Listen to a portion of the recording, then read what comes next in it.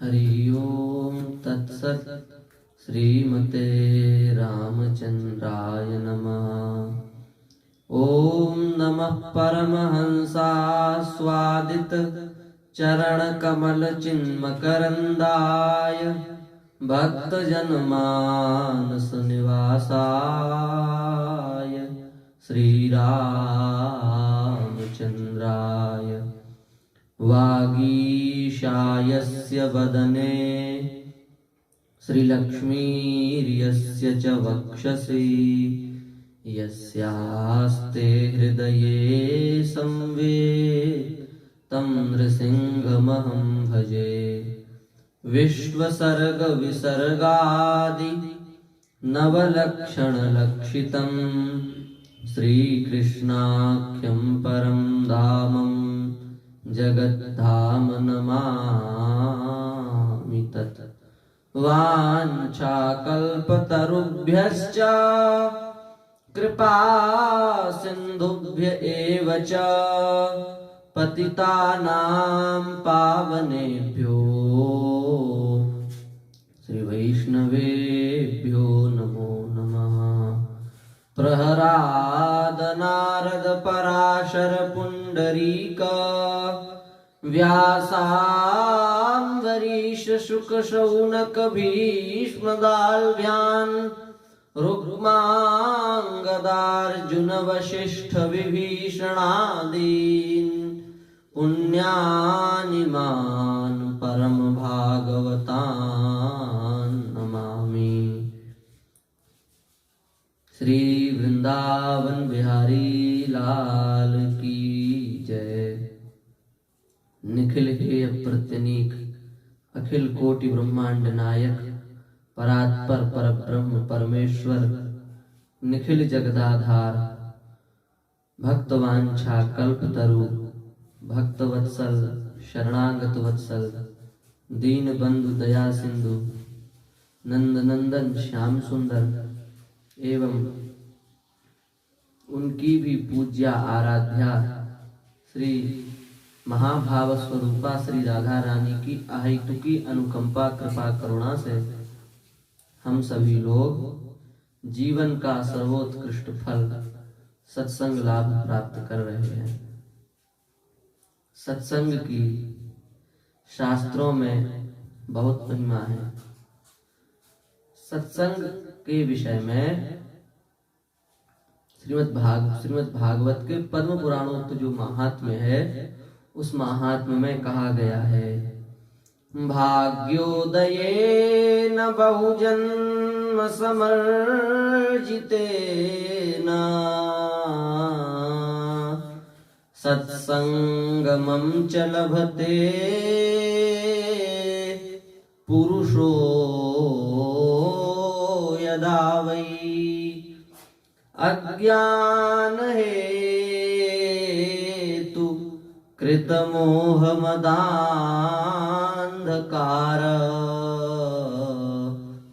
नाशं विधाय हि तदो दयते विवेकः। भाग्योदयेन बहुजन्म समर्जितेन जब अनेक जन्मों के संचित भाग्य का उदय होता है तब सत्संग की प्राप्ति होती है। सत्संग मम च लभते पुरुषो यदा वै जब अनेक जन्मों के भाग्यों का एक साथ उदय होता है तब सत्संग की प्राप्ति होती है। और उस सत्संग से क्या होता है तो कह रहे हैं कि अज्ञान हेतु कृत मोह मदांधकार मोह मद अंधकार ये जो अज्ञान के बीज हैं अज्ञान के कारण हैं अथवा अज्ञान से उत्पन्न होने वाले हैं इन सबका नाश हो जाता है और इनका नाश होकर के नाशम विधाय हि तदो दयते विवेकः जब इनका नाश हो जाता है तब विवेक का उदय हो जाता है। विवेक प्रत्येक मनुष्य के भीतर सहज रूप से विद्यमान है पर अज्ञान के द्वारा उत्पन्न होने वाले जो मोह है अंधकार है उस अज्ञान रूपी अंधकार के कारण वह विवेक आच्छादित हो जाता है, वह विवेक अपने रूप में प्रकाशित नहीं हो पाता है। पर जब जीव सत्संग श्रवण करता है तो सत्संग के माध्यम से उसके हृदय में जो दोष आदि के द्वारा, विकार आदि के द्वारा जो अंधकार व्याप्त हो गया है, उस अंधकार का नाश हो जाता है। इस प्रकार से सूर्य के उदित होने पर अंधकार का नाश हो जाता है, उसी प्रकार से सत्संग रूपी सूर्य के उदय होने पर जो अज्ञान रूपी अंधकार है, उस अंधकार का नाश हो जाता है। और उस अंधकार का जब नाश हो जाता है तो विवेक तो स्वाभाविक रूप से हमारे हृदय में विद्यमान है ही, वह विवेक उदित हो जाता है। नाशम विधाय, उस अंधकार का नाश करके, ले प्रत्यांत रूप है विधाय, उस अज्ञान का नाश करके, उस अंधकार का नाश करके क्या होता है? बोले तदा विवेक उदयते, उसके बाद में विवेक उत्पन्न होता है। तो सत्संग विवेक मूलक है, सत्संग से विवेक की उत्पत्ति होती है। इस प्रकार से श्रीमद् भागवत के पद्म पुराणोक्त महात्म्य में भी सत्संग की महिमा बताई गई है। तुलसीदास जी ने भी कहा है कि सत्संगति मुद मंगल मूला, सत्संग जो है सभी मंगलों का मूल है। जिस सत्संग की इतनी महिमा है, वह सत्संग अथवा उस सत्संग शब्द का क्या अर्थ है? सत्संग किसे कहते हैं? सत्संग शब्द जो है वो दो शब्दों से मिलकर के बनता है। सत्संग शब्द में एक शब्द तो है सत और दूसरा शब्द है संग। सत और संग, इन दो शब्दों से मिलकर के बना है सत्संग। सत्संग शब्द का क्या अर्थ है? तो सत शब्द और संग शब्द, इन दो शब्दों के अर्थ का यदि हमें ज्ञान हो जाए तो हम सत्संग शब्द का अर्थ समझ सकते हैं। तो सबसे पहले सत शब्द का अर्थ हमें जानना होगा कि सत किसे कहते हैं। सत शब्द को यदि सरल रूप में परिभाषित किया जाए तो सत शब्द का अर्थ है अस्ति इति सत, जिसका कभी नाश ना हो उसे सत कहते हैं। जो त्रिकाल में जिसका बाध ना हो, त्रिकाल में जिसकी सत्ता का अभाव ना हो, वही सत है। तो यदि विचार किया जाए कि इस संसार में ऐसा कौन है जिसकी त्रिकाल में सत्ता का बाध ना होता हो, जिसकी सत्ता सदा सर्वदा विद्यमान रहती हो, ऐसा कौन है? मन बुद्धि चित्त अहंकार, यह सारा संसार विराट स्वरूप में लय हो जाता है, लीन हो जाता है, इसलिए इसको सत नहीं कहा जा सकता। सत केवल भगवान है, भगवान के अलावा, भगवान के अतिरिक्त सतपदवाच्य कोई भी नहीं है। क्योंकि त्रिकाल में, तीनों कालों में भगवान ही एक ऐसे हैं जो अखंड रूप से सदा सर्वदा विद्यमान रहते हैं। गोस्वामी तुलसीदास जी महाराज कह रहे हैं, अगुण अखंड अनंत अनादि, अगुण अखंड अनंत अनादि, जेहि संतहि पर मारथवादी, जेहि संतहि पर मारथवादी। भगवान अखंड हैं, अनादि हैं, उनका कोई आदि नहीं है, उनका अंत भी नहीं है। भगवान ही एकमात्र अखंड रूप से विद्यमान रहने वाले हैं। इसलिए सत कहने योग्य केवल भगवान ही हैं और कोई भी सत कहने के योग्य इस संसार में नहीं है। और भगवान की सेवा करने के कारण, भगवान के स्वरूप में लीन होने के कारण, भगवान के जो भक्त हैं वे भी सत ही हैं। क्योंकि नारद भक्ति सूत्र में कहा गया है, तस्मिन् तज्जने भेदा भावात्, भगवान और भगवान के भक्तों में भेद नहीं है। क्यों? इसलिए भेद नहीं है क्योंकि भक्त भगवान का चिंतन करते करते धीरे धीरे शनै शनै तदा काराकारित हो जाता है और जब वह जीव धीरे धीरे तदाकारित हो जाता है, भगवान के ही आकार में ढल जाता है, तो फिर जीव और भगवान में भेद नहीं रह जाता। वह भगवान के समान ही उसके भीतर भी भगवान के जो दिव्य गुण हैं, उस भक्त के हृदय में भी धीरे धीरे उन दिव्य गुणों का आविर्भाव हो जाता है। इसलिए तस्मै तज्जने भेदा भावात्, इस सिद्धांत के अनुसार भगवान सत हैं और भगवान के भक्त जो भगवत परायण रहते हैं, भगवान में ही जिनका चित्त लीन रहता है, ऐसे जो भगवान के निष्प्रय भक्त हैं वे भी सत ही हैं। इसका तात्पर्य यह हुआ कि भगवान और भगवान के भक्तों को ही सत कहा गया है और भगवान के भक्त ही सतपद वाच्य भी हैं। इस प्रकार से भगवान सत कहलाने के योग्य हैं, उसी प्रकार से भगवान के भक्त भी सतपद वाच्य हैं। और संग शब्द का अर्थ होता है आसक्ति। संग, संज श्वंगे धातु से संग शब्द की निष्पत्ति होती है, जिसका अर्थ है आसक्ति। श्वंगे, स्वंजे श्वंगे, आसक्ति। आसक्ति ही संग शब्द का अर्थ है। इसका तात्पर्य यह हुआ कि भगवान और भगवान के भक्तों के प्रति जो आसक्ति है वही सत्संग है। यही सत्संग शब्द का अर्थ है। भगवान और भगवान के भक्तों के प्रति आसक्ति, प्रेम हो जाना, यही सत्संग शब्द का अर्थ है। आसक्ति यदि संसार से हो जाए तो अशुभ अमंगल को उत्पन्न करने वाली है, पर यदि यही आसक्ति शरीर संसार से हटकर के भगवान के चरणों में लग जाए तो यही आसक्ति मोक्ष का कारण बन जाती है। कपिलोपाख्यान में यही बताया गया है। संगो यह संसृते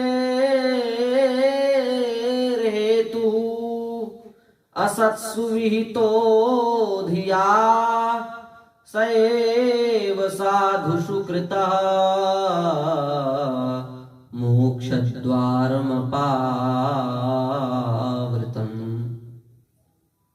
संगो या संसतेर हेतु असत्सु विहितो धिया, जो असत पुरुषों में आसक्ति की है, जो असत पुरुषों का संग किया है, वही संसतेर हेतु, जन्म मृत्यु पुनर्जन्म का कारण वही वह संग ही है, वह आसक्ति ही है।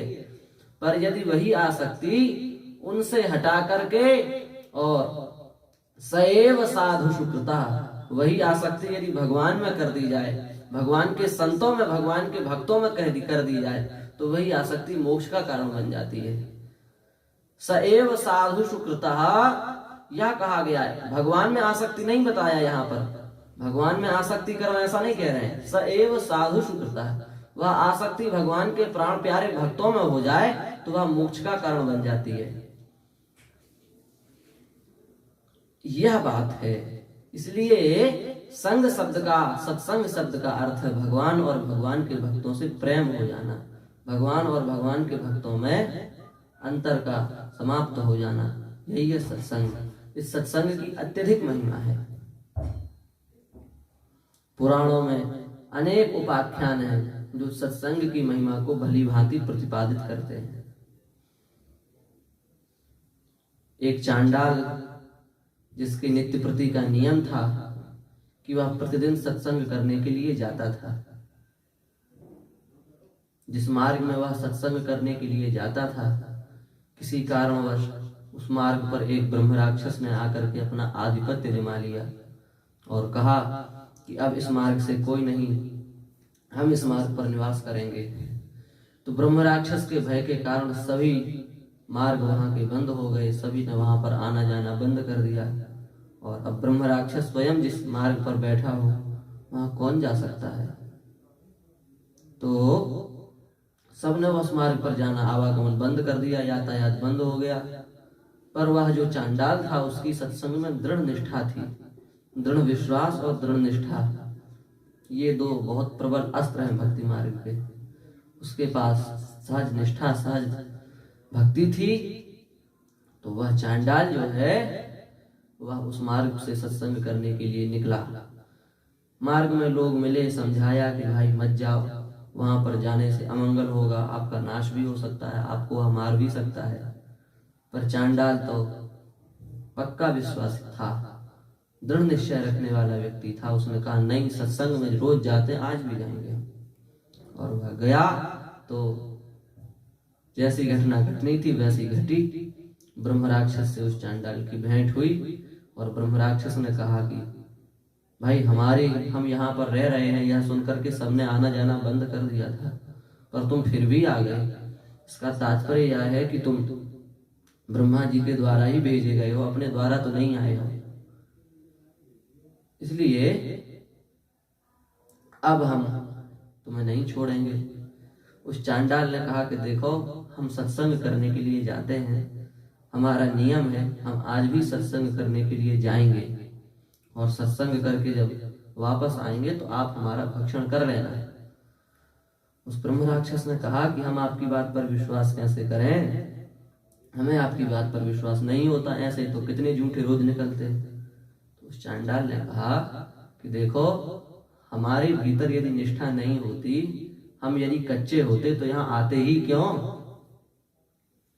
तुम इतने दिन से इस मार्ग पर रह रहे हो, कोई आया है, पर हमारे भीतर दृढ़ निष्ठा दृढ़ विश्वास होगा, इसी के कारण हम यहाँ तक आए हैं। और उसी निष्ठा विश्वास के आधार पर हम कह रहे हैं कि हम सत्संग करके जब लौटेंगे तो निश्चित रूप से तुम्हारे पास भी आएंगे। वह चांडाल, उस चांडाल की बात सुनकर के वह ब्रह्म राक्षस प्रभावित हो गया और कहा कि जाओ, तुम सत्संग करके लौट आओ।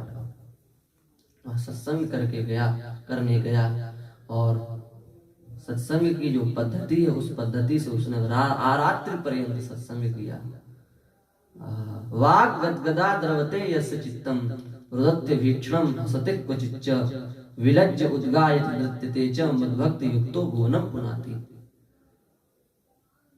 वाग गदगदा, वाणी गदगद हो जाए, द्रवते यस्य चित्तम, चित्त द्रवित हो जाए, रुदत्य भीक्षणम हसते क्वचिच्च, कभी रोवे कभी हंसे, विलज्ज उद्गायति नृत्यते च, लज्जा को छोड़ करके नृत्य करे, गायन करे। ऐसा जो भगवान का भक्त होता है वो सारे संसार को पवित्र कर देता है। इसी प्रकार से उसने भावपूर्वक सहज रूप से मृत्यु के भय का त्याग करके सत्संग किया और जब वापस मार्ग पर लौट करके आया तो अपने वचनानुसार उस ब्रह्म राक्षस के समीप में आ गया और बोला कि अब हम उपस्थित हैं, अब आप हमारा भक्षण कर सकते हैं। धन्य है ऐसी निष्ठा। कैसा सत्यवादी है वह चांडाल कि अपने वचन का पालन करने के लिए अपने प्राणों को हथेली पर रख करके वह ब्रह्म राक्षस के समीप आ गया। धर्मो रक्षति रक्षिता, जो धर्म की रक्षा करता है धर्म उसकी रक्षा करता है। उस चांडाल ने सत्य की रक्षा की, इस कारण से सत्य ने भी उस चांडाल की रक्षा की।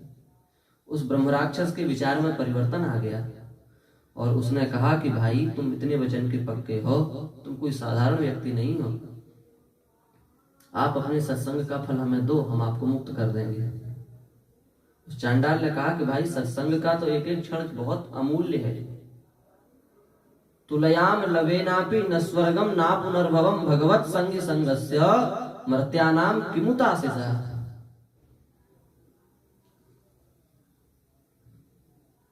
तुलयाम लवेनापि न स्वर्गम ना पुनर्भवम, हम मोक्ष नहीं चाहते, हम स्वर्ग नहीं चाहते, हम पुनर्जन्म ना हो ऐसा भी नहीं चाहते, हम सत्संग चाहते हैं। ऐसी सत्संग की महिमा है। तुलसीदास जी महाराज कह रहे हैं, तात स्वर्ग अपवर्ग सुख धरिय तुला एक अंग, तूलन ताहि सकल मिली, जो सुख लव सत्संग। स्वर्ग अपवर्ग सुख, इन सबको एक पलड़े पर रखा जाए और सत्संग को एक पलड़े पर रखा जाए। सत्संग की महिमा फिर भी 16वीं कला की बराबरी भी वह सारी अपवर्ग स्वर्ग के जो सुख हैं वह सत्संग के सुख की 16वीं कला की बराबर नहीं कर सकते। और तुम कह रहे हो कि पूरी रात के सत्संग का फल हम तुम्हें दे रहे हैं, नहीं, यह संभव नहीं है। उस ब्रह्म राक्षस ने कहा, भैया आप कृपा पूर्वक एक निमिष मात्र के सत्संग का फल हमें दो। भक्ति का प्रभाव, उसकी वाणी का प्रभाव, उसके दर्शन का प्रभाव ऐसा हुआ कि उस ब्रह्म राक्षस का हृदय भी द्रवित हो गया और गिड़गिड़ा करके बोला, हे भक्तराज, आप अपने सत्संग के एक निमिष मात्र का भी फल हमें प्रदान करें, हम कृतार्थ हो जाएंगे। भक्त सहज दयालु होते हैं, कृपालु होते हैं। उन्होंने विचार किया कि भाई अभी इतना प्रार्थना कर रहा है, अधम योनि का प्राणी है, तो एक निमिष मात्र के सत्संग का फल इसे हम दे देते हैं। एक निमिष मात्र के सत्संग का फल देने का उस चांडाल ने जैसे ही संकल्प किया, वह ब्रह्म राक्षस सत्व की योनि से मुक्त होकर के विमान में बैठ करके और उसका स्वरूप बदल गया, वह चतुर्भुज स्वरूप हो गया और भगवान के सदृश ही दिखने लगा। और उसने कहा कि आज आपके सत्संग की महिमा से, सत्संग के प्रभाव से मेरे जैसा ब्रह्म राक्षस भी पतित पावन हो गया, मेरे जैसा ब्रह्म राक्षस भी मुक्त हो गया। धन्य है सत्संग की महिमा। भैया ऐसे सत्संग का सेवन अवश्य करें। इस कलयुग में सत्संग के अलावा भगवत प्राप्ति का दूसरा साधन नहीं है। भगवत प्राप्ति कठिन नहीं है, सत्संग मिलना कठिन है। इस बात को पक्का विचार बना करके, धारण करके, सत्संग की प्राप्ति कैसे हो और सत्संग कैसे मिले, यही हमारी संपत्ति है और इसी से सब कुछ काम बनेगा। 11वें स्कंध में उद्धव जी से भगवान उद्धव जी से कह रहे हैं